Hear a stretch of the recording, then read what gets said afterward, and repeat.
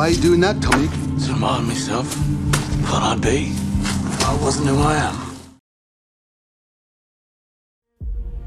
Integritas seseorang juga tampak ketika mereka bisa taat pada aturan yang sudah disepakati bersama. Pasalnya, pemimpin bukan sosok yang bebas dari aturan. Justru, sosok pemimpin dituntut untuk bisa menjadi role model dimanapun dia berada. Pemimpin yang memiliki integritas akan bertanggung jawab terhadap setiap tugas yang dipercayakan kepadanya.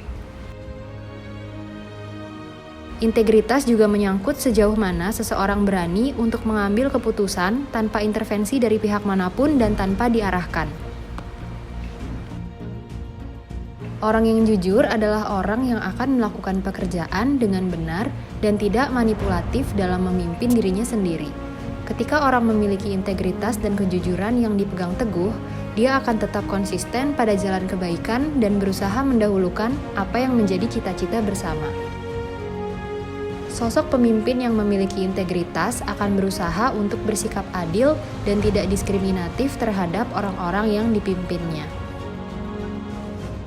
Sebagaimana integritas dimaknai sebagai salah satu kemampuan spiritualitas moral, nilai ini juga mengajak pemimpin untuk memiliki sensitivitas kemanusiaan dan juga rasa empati.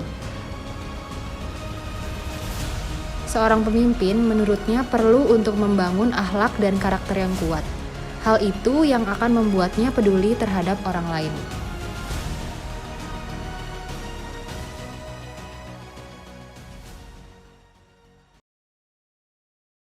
Halo guys, kembali lagi nih di channel 22 Studi Independen bersertifikat GDK.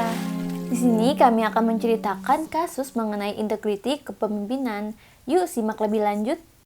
Kami akan membahas kasus korupsi dan suap kepada pejabat yang dilakukan oleh CEO Samsung yaitu Lee Jae-yong, penerus Samsung generasi ketiga. Lee didakwa melakukan suap kepada mantan Presiden Korea Selatan yaitu Park Geun-hye dan kawan lamanya Choi Soon-sil. Suap dilakukan Lee untuk mendapatkan dukungan pemerintah demi memuluskan transisi kekuasaan perusahaan dari sang ayah yaitu Lee Kun-hee yang telah wafat pada Oktober 2020. Sebelumnya, pada tahun 2017, Lee telah mendekam di penjara atas kasus suap sebesar 29,8 miliar won dan kabarnya menyajikan jumlah yang lebih besar. Atas kasus yang sama, mantan Presiden Park dijatuhi hukuman kurungan 20 tahun dan bagi Choi Soon-sil selama 18 tahun. Lee yang datang di persidangan dengan jas hitam tidak memberikan komentar apapun setelah keputusan dibacakan. Tuduhan terhadapnya adalah para jaksa menuduh Lee memberikan donasi senilai 4,1 miliar won atau sekitar 480 miliar kepada organisasi-organisasi yang terkait dengan teman dekat Presiden Park, yaitu Choi Soon-sil.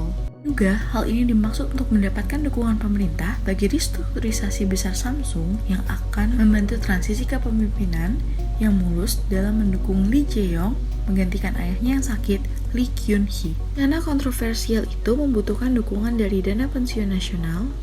Dukungan ini yang merupakan imbalan untuk sumbangan Samsung. Dalam sidang parlemen di bulan Desember, Samsung mengaku memberikan sumbangan senilai 20,4 miliar won atau sekitar 232 miliar kepada dua yayasan, tetapi membantah melakukannya untuk memperoleh imbalan. Jae-yong juga menegaskan bahwa perusahaannya telah memberikan seekor kuda dan uang untuk membantu karir putri Choi, yaitu Chung Yora, sesuatu yang ia sesalkan sekarang.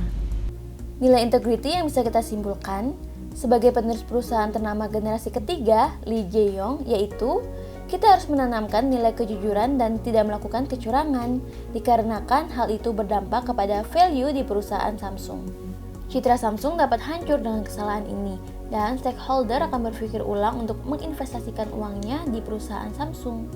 Sebagai perusahaan yang sudah mature dan juga leader harus menjunjung tinggi nilai kejujuran dan disiplin agar pengikutnya tidak melakukan tindakan tersebut. Cerminan dari solusi kasus tersebut yang bisa kita ambil yaitu kita dapat melakukan 3 hal yang dilakukan untuk perilaku integritas. Yang pertama, bersikap jujur. Yang kedua, konsisten pada nilai atau visi awal. Dan yang terakhir, berpikir sebelum bertindak.